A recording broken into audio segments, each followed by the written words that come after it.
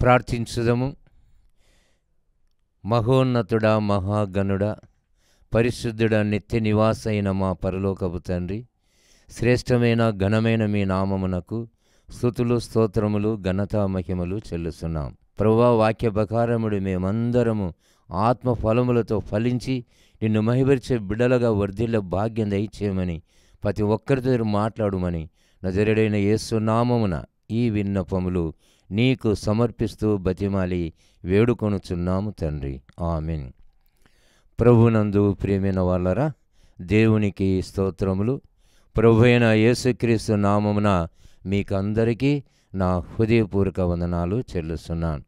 ఈ ప్రార్థన టీవీ ద్వారా వాక్యం వినుచున్నటువంటి విశ్వాసులు, భక్తిపరులు, మరి దేవుని నమ్మినటువంటి ప్రతి ఒక్కరికి కూడా నా నిండు కృతజ్ఞతలు, హృదయపూర్వక వందనాలు చెల్లిస్తున్నాం. మనం ఈరోజు ధ్యానం చేసే అంశము నీతిమంతుడు విశ్వాసం మూలముగా బ్రతుకును. హబక్కూకు గ్రంథము 2వ అధ్యాయము 4వ వచనము చిట్ట చివరి లైన్లో రాయబడి ఉంటుంది. నీతిమంతుడు విశ్వాసం మూలంగా బ్రతుకును అనగా బతికేది మనం ఎన్ని సంవత్సరాలు బతుకుతామో మనకు తెలియదు. అది దేవుని ప్రేమను బట్టి, దేవుని చిత్తానుసారంగా మనం ఈ లోకంలో బ్రతకడం అనేది, జీవించడం అనేది జరుగుతుంది. పరిశుద్ధ గ్రంథంలో మనం చూసినప్పుడు 90 దావీదు కీర్తన 10వ వచనం మనం చూస్తే నరుని ఆయుష్కాలము 70 సంవత్సరములు లేక 80 సంవత్సరాలు అంటాడు. అంటే ఒక నిర్ణయాన్ని దేవుడు ఏర్పాటు చేసినాడు. 70 లేక 80 సంవత్సరములు అన్నాడు. అయితే 80 పైన కూడా ఉందన్నాడు ఆయుస్సు. అయితే ఆయాసము, ప్రయాసము అన్నాడు. ప్రియమైనటువంటి వాళ్ళరా, ఏది ఏమైనా ఎవరు ఎన్ని సంవత్సరాలు బతుకుతారో అది దేవుని ప్రేమను బట్టి, దేవుని కృపను బట్టి ఉంటున్నదని మనం తెలుసుకోవాలి. ద్వితీయోపదేశ కాండము 34వ అధ్యాయము 7వ వచనం మనం చదువుకుంటే, మోసే 120 సంవత్సరాలు బతికినాడు. అతడు చనిపోయేసరికి అతనికి సత్తువ తగ్గలేదు, అతనికి చూపు కూడా తగ్గలేదు. కాబట్టి మంచి ఆరోగ్యంగా ఉన్నాడు, బాగా నెమ్మదిగా ఉన్నాడు. ఒక మంచి మరణాన్ని, దేవుడు అనుగ్రహించిన మరణాన్ని అతడు పొంది ఉంటున్నాడు. కాబట్టి ఈ లోకంలో మనం ఎన్ని సంవత్సరాలు జీవించినా అది దేవుని ప్రేమను బట్టి, దేవుని కృపను బట్టి, మన విశ్వాసాన్ని బట్టి ఉంటున్నదని దేవుడు ఇప్పుడు ఈ వాక్యం ద్వారా సెలవిస్తున్నాడు. కాబట్టి నీతిమంతుడు విశ్వాసం మూలంగా జీవించును. అంటే మనం ఈ లోకంలో జీవిస్తున్నామంటే మరి ఆ విశ్వాసమే, దేవునిపైనటువంటి నమ్మకం, ఆ నమ్మకమే మనం నీతిమంతులమని దేవుడు సెలవిస్తున్నాడు. మనం పరిశుద్ధ గ్రంథంలో మరి దావీదు కీర్తనలు 37వ అధ్యాయము 25వ వచనం మనం చదువుకున్నప్పుడు, నేను పిల్లవాడైన ఇంటిని ఇప్పుడు పెద్దవాడని అన్నాడు, ముసలివాడై ఉన్నాను. నీతిమంతులు విడవబడుట కానీ వాని సంతానము భిక్షమెత్తుట నేను చూడలేదంటాడు. ప్రియమైనటువంటి వాళ్ళరా, చిన్నతనము నుండి, బాల్య ప్రాయము నుండి దావీదు మనకు సాక్ష్యం ఇస్తున్నాడు. తాను వృద్ధుడైనాడు, ముసలివాడైనాడు అనగా 70-80 సంవత్సరాల కాలంలో నీతిమంతుల గురించి ఆయన ఏమని తెలియపరుస్తున్నాడంటే, నీతిమంతుడు విడవబడుట కానీ అతని సంతానము భిక్షమెత్తుట కానీ నేను చూడలేదు. అంటే నీతిమంతుల ఇండ్లు, నీతిమంతుని కుటుంబం, నీతిమంతుని యొక్క వంశం అనేది ఎప్పటికీ ఆశించబడుతుంది. దేవుడు ఎప్పుడు వారిని విడిచిపెట్టడు, ఎడబాటు చేయడు అన్నటువంటి విషయాన్ని దావీదు భక్తుని ద్వారా దేవుడు మనకు తెలియపరుస్తున్నాడు. కాబట్టి సామెతల గ్రంథము 3వ అధ్యాయం 33వ వచనం మనం చదువుకున్నప్పుడు, నీతిమంతుని నివాస స్థలమును యెహోవా ఆశ్రయించను, దేవుడు ఆశ్రయించను. కాబట్టి మనం ఈ లోకంలో నీతిగా ఉన్నామంటే మనం ఏమీ కూడా దిగులు పడొద్దు. మన జీవితానికి కానీ, మన వంశానికి కానీ, మన కుటుంబానికి కానీ ఎలాంటి దిగులు మనకు ఉండకూడదని దేవుడు తన వాక్యం ద్వారా సెలవుస్తున్నాడు. మానవులను మనము చూచినప్పుడు ఈ యొక్క నీతిమంతుల్లో 3 రీతులుగా మనకు కనబడతారు. మొట్టమొదటి వారు నీతిమంతులు, రెండవ వారు అవినీతిమంతులు అంటే అవినీతి పరులు, మూడవ వారు దుర్నీతి పరులు. ఈ రీతి ఉంటారు. నీతి గలవారు ఎవరంటే దేవుని నమ్ముకొని భక్తిగా ఉండి ఏ తప్పు చేయకుండా యథార్థంగా జీవించేటువంటి వారు. ఏ నేరము లేకుండా బతికేటటువంటి వారు, వారు నీతిమంతులు. దేవుని నమ్ముకొని, దేవుని విశ్వాసం ఉంచి, దేవుని వాక్య ప్రకారమడి భయము భక్తితో జీవించేవారు, ఏ తప్పు లేకుండా ఏ నేరం లేకుండా వారు బ్రతికేటటువంటి వారు నీతిమంతులు. అవినీతి అంటే నీతి లేనటువంటి వారు, అనగా మోసం చేసేవారు, అనగా కపటము కలిగినటువంటి వారు, అనగా వాళ్ళు చెప్పేది ఒకటి చేసేది ఒకటి. వాళ్ళు చెప్పినటువంటి మాటలకు చేసే కార్యాలకు ఏ సంబంధం ఉండదు. మనం ఈ లోక సంబంధంగా చూస్తే తేనె పూసిన కత్తి లాంటి వారని తెలుసుకోవచ్చు. అనగా ఆ తేనెకు, ఆ యొక్క కత్తికి తేనె పూసింటారు, అది చూచినప్పుడు బాగా కనపడుతుంది, నోట్లో పెట్టుకున్నప్పుడు తీపిగా కనపడుతుంది, కానీ కొద్దిసేపటికే ఆ నాలుక కోసుకుంటుంది. ఎందుకంటే పైకి మాత్రమే తేనె ఉంది, తీపిగా ఉంది, లోపల ఒక కత్తి ఉంది. అటువంటి వారు అవినీతి పరులు, క్రమము లేనటువంటి వారు, మోసము చేసేటువంటి వారు, అటువంటి వారు అవినీతి పరులని మనం తెలుసుకోవాలి. దుర్నీతి పరులు అంటుంటాం. దుర్నీతి పరులు ఎవరంటే మేలుకు కీడు చేసేవారు, అనగా మనం ఎంత మేలు చేసినా మనకు కీడే చేస్తారు, అనగా ద్రోహం చేస్తారు, నమ్మక ద్రోహులు అనమాట వాళ్ళు. అనగా దుర్నీతి అంటే దురాశ పరులు. ఈ లోక సంబంధంగా ఈ రీతిగా మనుషులను 3 రీతులుగా మనం చూడవచ్చు. కానీ ప్రియమైనటువంటి వాళ్ళరా, మనం మొట్టమొదటి రకము నీతిమంతులు. నీతిమంతులు ఎటువంటి వారు, దేవుడు ఏ రీతిగా వారిని ఆశ్రయిస్తాడు అనే విషయాన్ని మనం చూసినప్పుడు, నీతిమంతులను దేవుడు విడిచిపెట్టాడు, వాని సంతానము భిక్షమెత్తదు. ఎప్పుడు నీతిమంతుల వంశము, నీతిమంతుల కుటుంబం, నీతిమంతుల నివాస స్థలాన్ని దేవుడు ఎప్పటికీ దీవిస్తూనే ఉంటాడనే విషయాన్ని దేవుడు తన వాక్యం ద్వారా సెలవిస్తున్నాడు. ప్రియమైనటువంటి వాళ్ళరా, మరణ కాలమందు నీతిమంతునికి ఆశ్రయం కలదంటాడు. సామెతల గ్రంథము 14వ అధ్యాయము 32వ వచనం మనం చదువుకున్నప్పుడు, మరణ కాలమందు నీతిమంతునికి ఆశ్రయం కలదు. మరణం అనేది ఎవరికైనా భయమే, కానీ నీతిమంతుడు భయపడాల్సిన అవసరం లేదు. ఏ తప్పు చేయని వాడు, ఏ పాపము చేయనటువంటి వాడు, దేవుని మందు విశ్వాసం ఉంచి నమ్ముకొని భయభక్తి ఉన్నటువంటి వాడు మరణ సంబంధమైన వాటికి ఎప్పటికి కూడా భయపడకూడదనే విషయాన్ని దేవుడు సెలవుస్తున్నాడు. కాబట్టి మరణ కాలమందు నీతిమంతునికి ఆశ్రయము కలదు. మనం ఉదాహరణగా బిలాము ప్రవక్తను మనం చూసినప్పుడు, బిలాము అంటే ప్రజలకు ప్రభు అని అర్థం, అది అత్యంత జ్ఞాని గలవాడని అర్థం. అటువంటి వాడు ఏమైపోయినాడంటే, ఒక అంత్యకాలంలో అతడు చెడిపోయినటువంటి వాడంటున్నాడు, దుర్నీతిపరుడైనాడు అతడు. 2వ పేతురు 2వ అధ్యాయం 16వ వచనంలో బిలామును గురించి అక్కడ దేవుడు మనకు సెలవిస్తున్నాడు. అతడు దుర్నీతి వలన కలుగు బహుమానమును ప్రేమించినాడు, అందువలన అక్రమం అతనిలో విస్తరించింది. అక్రమం చేత వాడు మరి దుర్నీతిపరుడైపోయినాడు. మరి నోరు లేనటువంటి ఒక గార్ధము ద్వారా, ఆ గార్ధం అనక గాడిదకు దేవుడు మానవ స్వరం ఇచ్చి అతనిలో ఉన్నటువంటి వెరితనాన్ని, ఒక ప్రవక్త అయినప్పటికీ అతనిలో వెరితనాన్ని దేవుడు గద్దించినాడు. ప్రియమైనటువంటి వాళ్ళరా, బిలాం అంటే ఎటువంటి వాడు, చాలా బాగా గొప్పవంతుడు, బాగా దేవుని ద్వారా ఆశీర్వాదం పొందినటువంటి వాడు. చివరి అంత్యకాలంలో ఏం చేశాడంటే, దుర్నీతి వలన అతడు పాడైపోతున్నాడు, దేవుని ఆశీర్వాదాన్ని పోగొట్టుకుంటున్నాడు.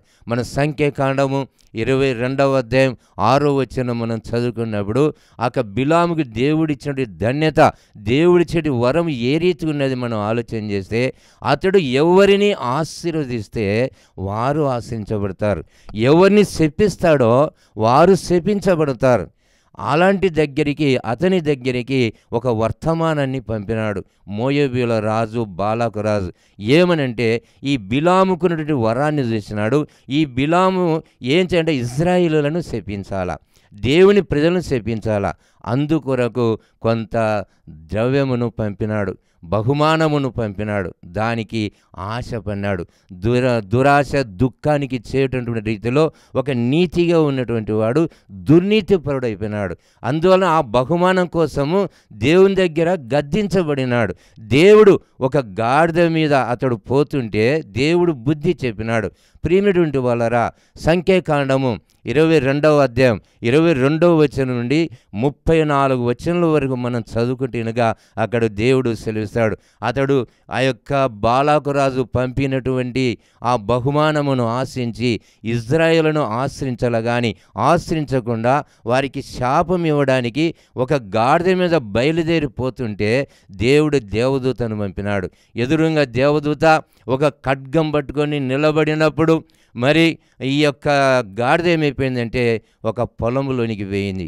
ఇది పక్కకు పోయిందని చెప్పి దాన్ని కొట్టడం ప్రారంభం చేసినాడు. తిరిగి ఇంకా దేవదూత ఎదురుగా ఉన్నప్పుడు ఖడ్గం పట్టుకొని అది ద్రాక్ష తోటల సందు అనగా 2 గోడల సందులో అతడు వెళ్ళింది. ఆ గోడకు తగులుకొని కింద పడితే ఈ బిలాము ఇంకా తిరిగి మళ్ళీ దాన్ని కొట్టడం ప్రారంభించినాడు. 3వసారి ఇరుకైనటువంటి స్థలం అనగా పోలినటువంటి స్థలంలో దేవదూత అడ్డంగా నిలబడింది, బాగా కత్తి పట్టుకొని. ప్రియమైనటువంటి వారా, దేవుడు సెలవిస్తుంటున్నాడు. అప్పుడు కొట్టినాడు. అప్పుడు గాడిదకు దేవుడు మాటలు ఇచ్చినాడు, మానవ స్వరాన్ని ఇచ్చినాడు. నీవు నన్ను ముమ్మారు కొట్టితివి. నేను ఎందుకు కొట్టినాను? దేవుడు ప్రత్యక్షమై అక్కడ దేవదూత ద్వారా ఏమని మాట్లాడాడంటే, సంఖ్యాకాండము 22వ అధ్యాయము 33వ వచనాలు మనం చదువుకున్నప్పుడు అక్కడ దేవుని ద్వారా పంపబడిన దూత నేను, కాబట్టి నేను ముమ్మారు గాడిదకు కనపడినాను, ప్రత్యక్షమైనాను. గాడిద నా మాట వినింది. ఒకవేళ నీవు ఈ నా మాట వినక నీవు ఒకవేళ ఇంకా నువ్వు ద్రోహం చేసింటే నేను గాడిదను విడిచిపెట్టి నిన్ను చంపుదును, ఈ ఖడ్గం చేత నిన్ను చంపుతున్నప్పుడు అయ్యో నేను పాపిని, నాకు తెలియదు, నువ్వు గాడిదకు కనపడుతున్నావు కానీ నాకు కనబడలేదు, నేను చూడలేదు, నా పాపాన్ని క్షమించు, నా దుర్నీతిని తీసివేయి అని అక్కడ ఏం చేసినట్టే ప్రాధేయపడినాడు. అప్పుడు దేవుడు అతనికి క్షమాపణ ఇచ్చినాడు. కాబట్టి ప్రియమైనటువంటి వాళ్ళరా, ఒక నీతి గలవాడు దుర్నీతపరుడైనాడు, ఒక ప్రవక్త అయిన వాడు వెర్రివాడైపోయినాడు ఒకటేసారి. అనగా దేని వలన? ఈ లోక సంటి ధనం వలన, ఈ లోక సంటి అక్రమ సంపాదన వలన, ఈ లోక సంటి దురాశ వలన అతడు ఏమైపోయినాడంటే ఒక ప్రవక్తగా ఉన్నటువంటి వాడు ఒక వెర్రివాడైపోయినాడు ఒకటేసారి, తెలివి లేనటువంటి వాడైపోయినాడు. అందుకే అతడు ప్రాయశ్చిత్త పడినాడు. నా పాపాన్ని క్షమించండి, నా పాపాన్ని పరిహరించండి, నన్ను క్షమించండి అని చెప్పి దేవుని దగ్గర ప్రాధేయపడినాడు, దేవునికి ప్రార్థన చేస్తున్నాడు.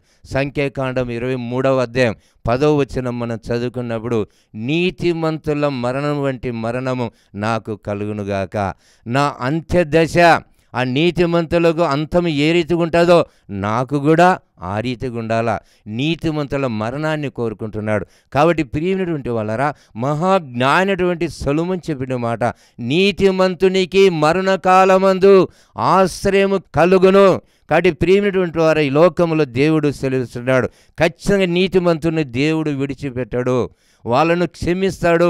వారు పాపాలను ఒప్పుకోవాలా. ఏదైనా తెలిసి చేసినా తెలియక చేసినా వాళ్ళున్న దుర్నీతిని అవినీతిని తీసేసుకొని వారి పాపాలు వారు ఒప్పుకుంటే దేవుడు క్షమించి నీతిమంతులకు ఆశ్రయాన్ని ఇస్తాడనే విషయాన్ని దేవుడు సెలవిస్తున్నాడు. దావీదు కీర్తనలు 9వ అధ్యాయం 17వ వచనం మనం చదువుకున్నప్పుడు అక్కడ దుష్టులను దేవుణ్ణి మరచు జనులందరూ పాతాళములోనికి దిగిపోదురు. కాబట్టి దుష్టత్వము, దుర్నీతి, అవినీతి ఇవన్నీ మనలో ఉన్నాయా? మనమే పరీక్ష చేసుకోవాలా. మనకు మరణకాలమందు నీతిగా ఉన్నట్లయితే బతికిన కాలమంతా దేవుడు దీవిస్తాడు. మరణ కాలంలో కూడా, మరణ సందర్భములు కూడా నీతిమంతులను దేవుడు ఎప్పుడు కూడా విడిచిపెట్టాడు. అలాంటి ఆశ్రయాన్ని దేవుడు మనకిస్తాడని దేవుడు తన వాక్యం ద్వారా సెలవిస్తున్నాడు.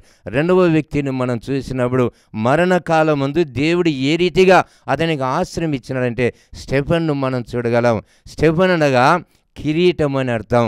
అనగా దేవుని కొరకు మొట్టమొదట హతసాక్షి చేయనటువంటి వాడు. అపోస్తుల కార్యములు 7వ అధ్యాయము 54వ వచనం నుండి ఆ యొక్క అధ్యాయం చివరి వరకు మనం చదువుకుంటుండగా స్టెఫెనుకు కలిగి దర్శనం అక్కడ కనపడుతుంది.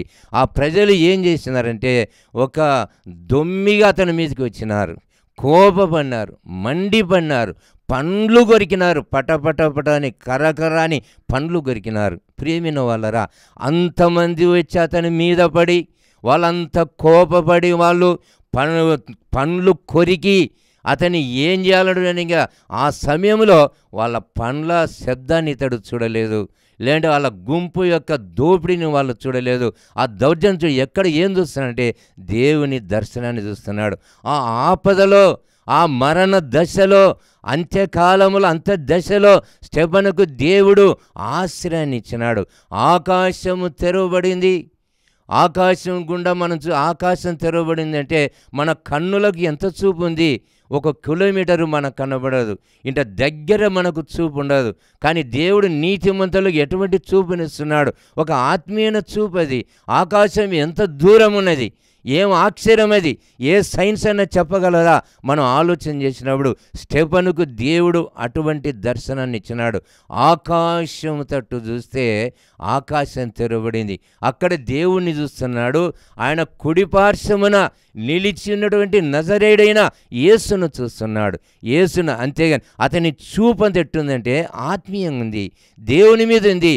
ఇంతమంది ద్రోహులు, ఇంతమంది శత్రువులు ఇతని మీదికి వచ్చి ఇతని మీద కోపపడి పండ్లు కొరికి ఇతన్ని రాళ్ళు పట్టుకొని రాళ్లతో కొట్టుతూ ఉంటే ఆ రాళ్లను కూడా ఇతడు చూడలేదు. రక్తపు మడుగులో పడిపోతున్నాడు, రక్తము కారిపోతుంది, అయినా కానీ అది కనపడడం లేదు. ఏం కనపడుతుందంటే నీతిమంతునికి మరణకాలమందు ఆశ్రమం ఏ రీతిగా ఉన్నదో అలాంటి ప్రవచనం ప్రకారం దేవుని వాక్య ప్రకారం పడి అతనికి దేవుడు ఏం చేశాడంటే దేవుని దర్శనాన్ని ఇచ్చినాడు, పరలోక రాజ్యాన్ని చూపిస్తుంటున్నాడు. అప్పుడు ప్రార్థన చేసినాడు స్టెఫను, యేసు ప్రభువా నా ఆత్మను నీ దగ్గర చేర్చుకో. అది మొట్టమొదటి ప్రార్థన. రెండవది, ఈ పాపము వీరి మీద మోపవద్దు. ఎవరి మీద మోపాలంగా? ఒకవేళ తన మీదనే మోపగాల. కానీ ప్రియమైనటువంటి వాళ్ళ దేవుడు సెలవిస్తున్నాడు, ఒక నీతిగా జీవించినప్పుడు స్టెఫనులో ఏ పాపము లేదు. యవనస్తుడు అతడు, అతని యొక్క జీవితమే ఆత్మీయమైన జీవితము, దైవ జ్ఞానము కలిగిన జీవితము, దేవుని ఆత్మతో నింపబడినటువంటి జీవితం అది. అటువంటి వానికి ఈలోక సంబంధంగా శత్రువులు గుంపులై ఒక గుంపుగా వచ్చి అతని మీద పడి అతన్ని రాళ్లతో కొడుతున్నారు, మండిపడుతున్నారు, కోపపడుతున్నారు, ఎన్నో శరీరం అంతా గాయపరుస్తున్నారు. అయినా దేవుడు స్టెఫనుకి ఏ దర్శనం ఇచ్చాడంటే పరలోక దర్శనాన్ని ఇచ్చినాడు. దేవుణ్ణి కళ్ళరా చూచే దర్శనం. ఆ దేవుని నేను చూస్తున్నాను, ఆయన కుడిపార్శ్వమున నిలిచి ఉన్నటువంటి నజరేయుడైన యేసును నేను చూస్తున్నాను అని చెప్పి అతడు తన ప్రాణాన్ని ఇస్తాడు దేవునికి, తన ఆత్మని ఇస్తాడు. కాబట్టి ప్రియమైనటువంటి వాళ్ళరా, నీతిమంతులను దేవుడు విడిచిపెట్టాడు, వాని సంతాన్ని విడిచిపెట్టాడు. వాళ్ళు భిక్షమెత్తడం దేవుడు నేను ఎప్పుడు చూడలేదని దావీదు ఏ రీతి చెప్తున్నాడో అలాంటి ఆశీర్వాదము మనకుంటుందని నీతిమంతులు నిత్యము జ్ఞాపకములు ఉంటారు. 112వ దావీదు కీర్తన 6వ వచనం మనం చదువుకున్నప్పుడు నీతిమంతులు నిత్యము జ్ఞాపకములు ఉంటారు అనగా నీతిమంతులను దేవుడు ఎప్పుడు చూస్తూనే ఉంటాడు. మనం 1 పేతురు 3వ అధ్యాయము 12వ వచనం మనం చదువుకుంటే ప్రభువు కన్నులు నీతిమంతుల మీదను ఆయన చెవులు వారి ప్రార్థనల వైపు ఉన్నాయంటాడు. చూడు, దేవుడు ఉన్నాడు, దేవుడు నీతిమంతులు కూడా ఈ లోకంలో ఉన్నారు, భయభక్తుల వారు ఉన్నారు, విశ్వాసులు ఉంటున్నారు అందరూ కూడా. అయితే దేవుడు ఏం చేస్తే ఆయన కన్నులు వారి వైపు ఉంటున్నవి, ఆయన చెవులు వారి ప్రార్థనల వైపు ఉంటున్నాయి. కాబట్టి నీతిమంతులకు ఎప్పుడు కూడా ఆశ్రయమే. ఈ లోకంలో నీతిమంతుడు విశ్వాసం మూలంగా బతుకును. ఎన్ని సంవత్సరాలు మనం బతికినా విశ్వాసం మూలంగా మనము బతుకుతుంటాం, జీవిస్తుంటాం. దేవుడు తన కన్నులతో మనల్ని చూస్తుంటాడు. ఏ ఆపద రాకుండా, ఏ కష్టం వచ్చినా దేవుడు మనల్ని ఎప్పుడు కూడా విడిచిపెట్టాడు. మనం 34వ కీర్తన 19వ వచనం మనం చదువుకున్నప్పుడు నీతిమంతునికి కలుగు ఆపదలు అనేకములు, ఒకటి కాదు. మనం నీతిగా ఉన్నామని ఈ లోకంలో మనం జీవించినప్పుడు నీతిమంతునికి ఆపదలు అనేవి అనేకములు. మరి అనేకమైన ఆపదలు నేను దిగులు పడాలనా, చింతించాలనా? దిగులు పడొద్దు నీతిమంతుడు. నీతిమంతులు సింహములు ఉంటారు ఎప్పటికి కూడా. ఒకవేళ ఈ లోకంలో ఎవడంటే వాడు తరమకుండైనా పారిపోతాడు దుష్టుడు. దుష్టుడు బెదిరిపోవాలా, దుష్టుడు పిరికివాడవుతాడు. కానీ నీతిమంతులు సింహములు ఉంటారు. సామెతల గ్రంథం 28 ఉంటారు, నీతిమంతులు సింహములు ఉంటారు. కాబట్టి ఆపదలు అనేకములు, ఎన్ని ఆపదలైనా రమ్మను, ఎన్ని కష్టాలైనా రమ్మను, ఎన్ని బాధలైనా రమ్మను, ఎన్ని ఇబ్బందులు వచ్చినా పర్వాలేదు, ఎన్ని రోగాలు, ఈ లోకంలో మనకి ఎన్ని రోగాలు ఉన్నాయి, ఎన్ని ప్రమాదాలు ఉన్నాయి, ఎన్ని ఆటంకాలు ఉన్నాయి, ఎన్ని వచ్చిన నీతిమంతుడు సింహం అది ఉంటాడు.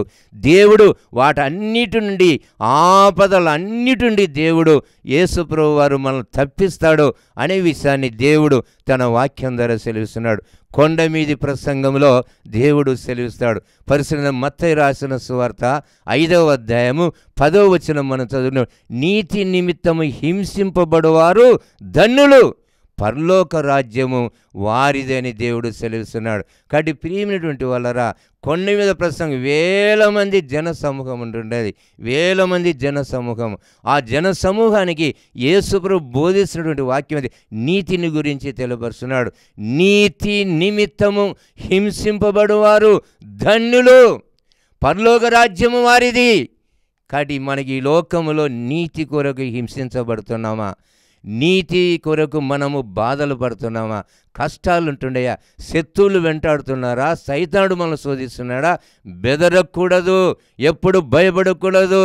నీతిమంతుడు ఒక సింహం లాంటి వాడు. సింహం వలె ధైర్యంగా ఈ లోకములు ఉండాలా.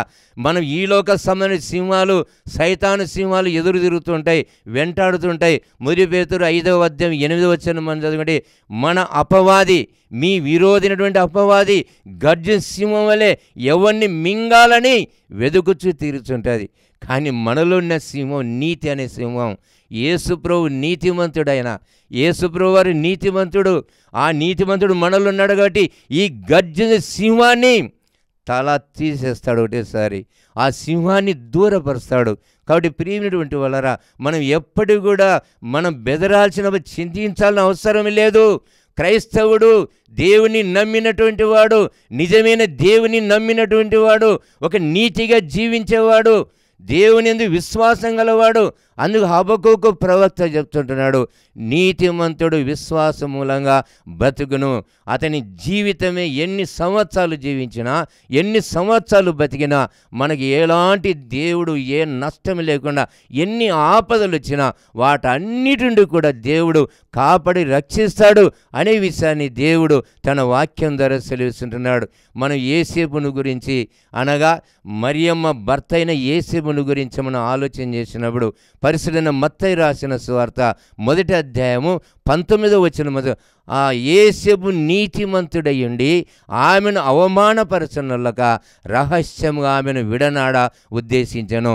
అతడు ఈ సంగతుల గురించి ఆలోచించుకొనుచుండగా ప్రభువు దూత అతని ప్రత్యక్షమై, దావీదు కుమారుడైన యేసేపు, నీ భార్య అయిన మరణించేది భయపడాకు.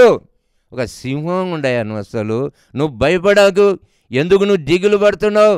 నీ భార్య మరియమ్మ, ఆమె గర్భం ధరించింది, పరిశుద్ధాత్మలో కలిగినది. ఆమె గర్భం ధరించింది, దేవుడు పుడుతున్నాడు ఈ లోకంలో, పరిశుద్ధుడు జన్మిస్తున్నాడు, పరిశుద్ధుడు సర్వోన్నత శక్తి ఆమెను కమ్ముకున్నది. కాబట్టి నువ్వు ఒక సింహముగా ఉండు, నువ్వు భయపడాకు అని చెప్పినప్పుడు నీతిమంతుడు కాబట్టి ఆ మరియమ్మను అవమానపరచలేదు, మరియమ్మకి ఎలాంటి ఇబ్బంది కలిగించలేదు, ప్రేమించినాడు. రక్షకుడికి తండ్రిగా ఈ లోకంలో ఆశీర్వాదాన్ని యేసేపు, ఎందుకనగా అతనిలో ఉన్నటువంటి నీతిని బట్టి. కాబట్టి జక్కరియా ఎలిజబెతులు కూడా లూకా సువార్త 1వ అధ్యాయం 5 నుంచి 7 వచనం అనుకుంటే, జక్కరియా ఎలిజబెత్ ఇద్దరు నీతిమంతులు. వాళ్ళు వృద్ధాపములో వారికి సంతానం కలిగింది. చూడు, ఆయన దేవదూత కనబడి దేవాలయంలో ధూపం వేస్తున్నటువంటి సమయంలో ఈ యొక్క జకర్యాకు దేవుని దూత కనబడి, నీకు ఒక కుమారుడు జన్మిస్తాడన్నప్పుడు, నేను ముసలివాడను, నాకు ఏ రీతిగా సంతానం కలుగుతుంది అని తనను గురించి చెప్పి, తర్వాత తన భార్య, నా భార్య ఎలిజబెత్ కూడా బహుకాలము గడిచిన వృద్ధురాలు, ముసలివాడు, ఏ రీతి మాకు కలుగుతుంది. కానీ నీతిమంతుని కుటుంబాన్ని దేవుడు దీవించినాడు. వృద్ధాపములో కూడా దేవుడు ఒక కుమార్ని ఇచ్చినాడు. వృద్ధాపములో ఎలిజబెత్ అవమానాన్ని దేవుడు తీసివేసినాడు. వృద్ధాపంలో కుమార్నిచ్చి ఒక తల్లిగా దేవుడు ఎలిజబెత్ను దేవుడు దీవించినాడు. ఎందుకనగా భార్య భర్తలు ఇద్దరు నీతిమంతులుగా ఉన్నారు. ఉన్నారు కాబట్టి. ప్రియమైనటువంటి వాళ్ళరా, ఈ లోకంలో నీతిమంతునికి మరణకాలమందు ఆశ్రయం కలదు. నీతిమంతుడు విశ్వాసం మూలంగా బతుకుతాడు. నీతిమంతుని దేవుడు ఎప్పుడు కూడా విడిచిపెట్టడు. ఆయన నిన్ను విడువను, ఎడబాయను. నిబ్బరం కలిగి ధైర్యంగా ఉండు.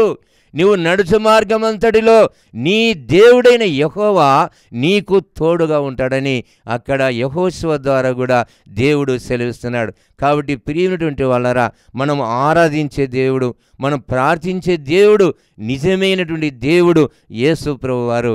ఆయన మనల్ని ఎప్పుడు విడిచిపెట్టడు. విడిచిపెట్టినటువంటి దేవుడు. సదాకాలము నేను మీతో కూడా ఉంటానంటాడు. ఆయన పునరుత్థాన తర్వాత పరిశుద్ధ మత్తయి రాసిన సువార్త 28వ అధ్యాయం చివరి వచనాలు మనం చదువుకున్నప్పుడు తన సర్వాధికారాన్ని తెలియపరుస్తాడు. సదాకాలం నేను మీతో కూడా ఉంటాను, కాబట్టి మీరు దిగులు పడవద్దు, భయపడవద్దని అక్కడ శిష్యులకు యేసు ప్రభువారు బోధించినాడు. ఈనాడు వాక్యం ద్వారా మనందరి కూడా దేవుడు బోధిస్తున్నాడు, మనందరికి కూడా తెలియపరుస్తున్నాడు. మనము భయపడకూడదు, చింతించకూడదు. ఎప్పటికి కూడా ఒక నీతిని మనం కలిగి ఉండాలా, నీతిని అనుసరించే మనం జీవించాలా. మన దేవుడు మనల్ని చూసినప్పుడు మనలో నీతి ఉన్నదా లేదా అని మనము పరీక్ష చేసుకోవాలా. నీతిమంతుడైతేనే భవిష్యత్తు బాగుంటుంది. నీతిమంతుడైతేనే పరలోక రాజ్యంలో మనం చేరగలం. దావీదు కీర్తనలు 15వ దావీదు కీర్తన 1-2 వచనం చదువుకుంటే, యెహోవా నీ గుడారములో అతిథిగా ఉండదగిన వాడెవడు అని ఆ ప్రశ్న, ఎవడు ఈ పరిశుద్ధ ఎక్కదగిన వాడెవడు? నీ గుడారములో ఎవరు చేరేది? ఈ పరిశుద్ధ స్థలం మీదకి ఎవరు ఎక్కగలడు అన్నప్పుడు, నీతిని అనుసరించుచు హృదయపూర్వకముగా నిజము పలుకువాడే, అనగా దేవుని పర్వతము, దేవుని గుడారములో, దేవుని సన్నిధిలో మనం ఉండాలంటే మనలో మొట్టమొదట నీతి ఉండాలి. నీతి లేదనుకో ఆయన గుడారములో ప్రవేశించలేం, ఆయన దేవాలయంలో మనం ప్రవేశించలేం. అందుకు దేవుడు అంటున్నాడు, నీతిని అనుసరించుచు హృదయపూర్వకముగా నిజము పలుకువాడే దేవుని గుడారములో చేరగలడు. కాబట్టి ప్రియమైనటువంటి వాళ్ళరా, పరిశుద్ధ గ్రంథంలో నీతిమంతుల గురించి ఎన్ని ఆశీర్వాదాలు ఉన్నాయి. నీతిమంతులు ఏ రీతిగా దేవుడు కాపాడుతున్నాడు. కొండ మీద ప్రసంగంలో ఇంకా యేసు ప్రభు ఏమంటాడంటే, పరిశుద్ధ మత్తయి రాసిన సువార్త 6వ అధ్యాయము మనం లాస్ట్ 2 వచనాలు మనం చదువుకుంటే, మొట్టమొదటి ఆయన రాజ్యమును నీతిని మీరు వెదకండి. మీరు వెదకవలసింది దేన్ని? దేవుని రాజ్యాన్ని, దేవుణ్ణి వెదకండి, మీరు నీతిగల దేవుణ్ణి. కాబట్టి అప్పుడు మీకు అన్నీ అనుగ్రహింపడును. అల్ప విశ్వాసులారా, మీరెందుకు సందేహపడతారు? ఎందుకు దిగులు పడతారు? ఏమి కట్టుకుందుమా అని వస్త్రాల గురించి, ఏమి ధరించుకుందుమా వస్త్రాల గురించి, ఏమి ధరించడం యొక్క సొమ్ములను గురించి, లోకంలో ఏమి తిందుమా ప్రాణం గురించి, ఆహారం గురించి చింతించొద్దు. ఇవన్నీ మీకు ఇవ్వాలని మీ తండ్రికి తెలుసు.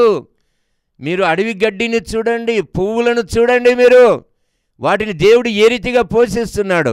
కాబట్టి ప్రియమైనటువంటి వాళ్ళరా, దేవుడు మీరు చింతించొద్దు, బాధపడొద్దు. మీరు విశ్వాసంతో ఉండండి, నీతిగా ఉండండి, దేవుడు అన్ని అనుగ్రహిస్తాడు. మొదట ఆయన రాజ్యమును, ఆయన నీతిని వెదకండి.